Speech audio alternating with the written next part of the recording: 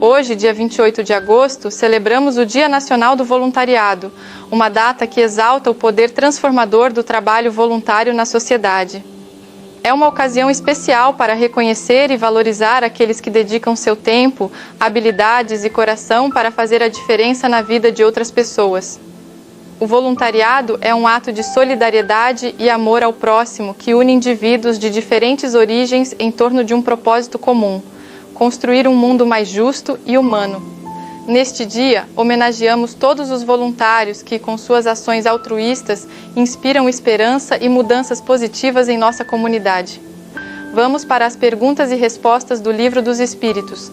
São perguntas que foram feitas por Allan Kardec ao Espíritos de Luz. E com você, Nelinho?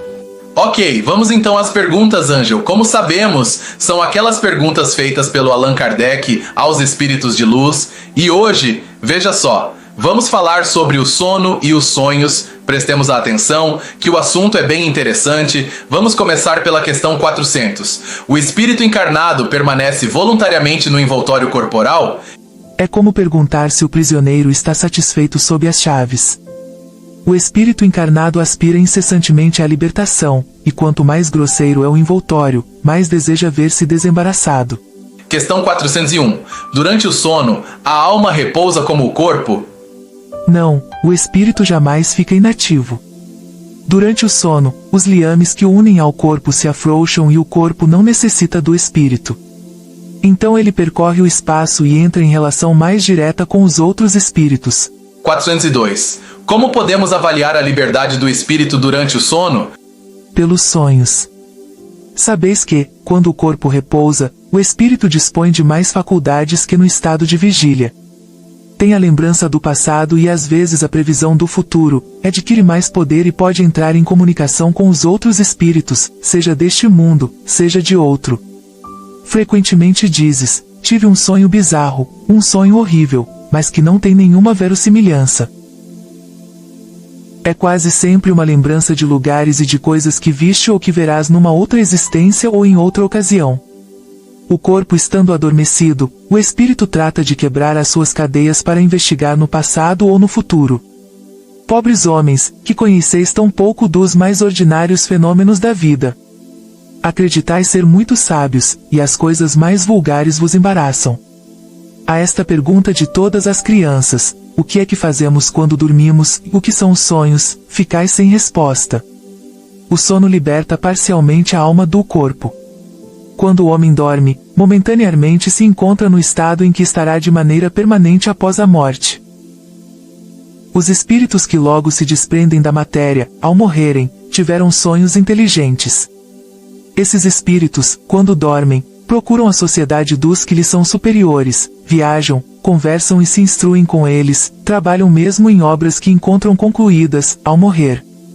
Destes fatos deveis aprender, uma vez mais, a não ter medo da morte, pois morreis todos os dias, segundo a expressão de um santo.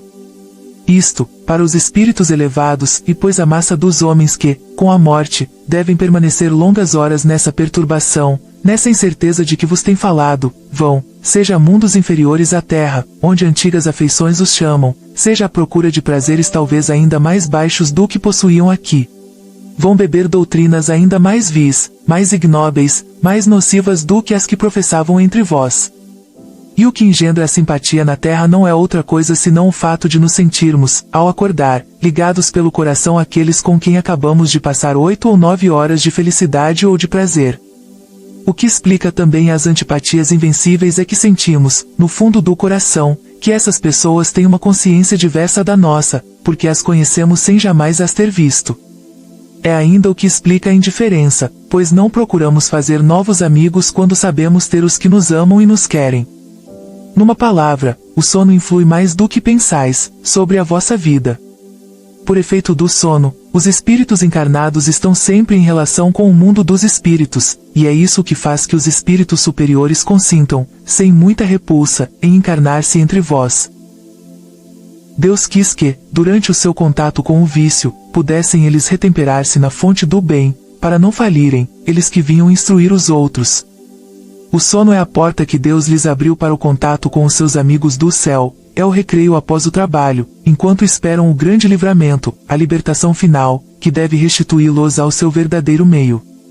O sonho é a lembrança do que o vosso espírito viu durante o sono, mas observai que nem sempre sonhais, porque nem sempre vos lembrais daquilo que vistes, ou de tudo o que vistes. Isso porque não tendes a vossa alma em todo o seu desenvolvimento, frequentemente não vos resta mais do que a lembrança da perturbação que acompanha a vossa partida e a vossa volta, a que se junta a lembrança do que fizestes ou do que vos preocupa no estado de vigília. De resto, vereis dentro em pouco desenvolver-se uma outra espécie de sonhos e uma espécie tão antiga como a que conheceis, mas que ignorais. O sonho de Joana, o sonho de Jacó, o sonho dos profetas judeus e de alguns adivinhos indianos. Esse sonho é a lembrança da alma inteiramente liberta do corpo, a recordação dessa segunda vida de que há pouco eu vos falava. Procurai distinguir bem essas duas espécies de sonhos, entre aqueles de que vos lembrardes, e sem isso, cairíeis em contradições e em erros que seriam funestos para a vossa fé. Comentário de Kardec: os sonhos são o produto da emancipação da alma, que se torna mais independente pela suspensão da vida ativa e de relação. Daí uma espécie de clarividência indefinida, que se estende aos lugares, os mais distantes, ou que jamais se viu, e algumas vezes mesmo a outros mundos. Daí também a lembrança que retraça na memória os acontecimentos verificados na existência presente, ou nas existências anteriores. A extravagância das imagens referentes ao que se passa ou se passou em mundos desconhecidos, entremeadas de coisas do mundo atual, formam esses conjuntos bizarros e confusos, que parecem não ter nem senso, nem nexo. A incoerência dos sonhos ainda se explica pelas lacunas decorrentes da lembrança incompleta do que nos apareceu no sonho, tal como um relato ao qual se tivessem truncado frases ou partes de frases ao acaso. Os fragmentos restantes, sendo reunidos, perderiam toda significação racional. Pergunta 403. Por que não nos recordamos sempre dos sonhos? Nisso que chama sono só tens o repouso do corpo, porque o espírito está sempre em movimento. No sono, ele recobra um pouco de sua liberdade e se comunica com os que lhe são caros, seja neste ou em outros mundos. Mas, como o corpo é de matéria pesada e grosseira, dificilmente conserva as impressões recebidas pelo espírito, mesmo porque o espírito não as percebeu pelos órgãos do corpo. 404. Que pensar da significação atribuída aos sonhos? Os sonhos não são verdadeiros, como entendem os ledores da sorte, pelo que é absurdo admitir que sonhar com uma coisa anuncia outra. Eles são verdadeiros no sentido de apresentarem imagens reais para o espírito, mas que, frequentemente, não têm relação com o que se passa na vida corpórea. Muitas vezes ainda, como já dissemos, são uma recordação. Podem ser, enfim, algumas vezes, um pressentimento do futuro, se Deus o permite, ou a visão do que se passa no momento em outro lugar, a que a alma se transporta. Não tendes numerosos exemplos de pessoas que aparecem em sonhos para divertir parentes e amigos do que lhes está acontecendo? O que são essas aparições, senão a alma ou o espírito dessas pessoas que se comunicam com a vossa? Quando adquiris a certeza de que aquilo que vistes realmente aconteceu, não é isso uma prova de que a imaginação nada tem com o fato, sobretudo se o ocorrido absolutamente não estava no vosso pensamento durante a vigília?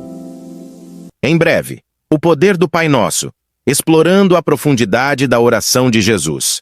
Prepare-se para uma jornada transformadora de espiritualidade e conexão divina.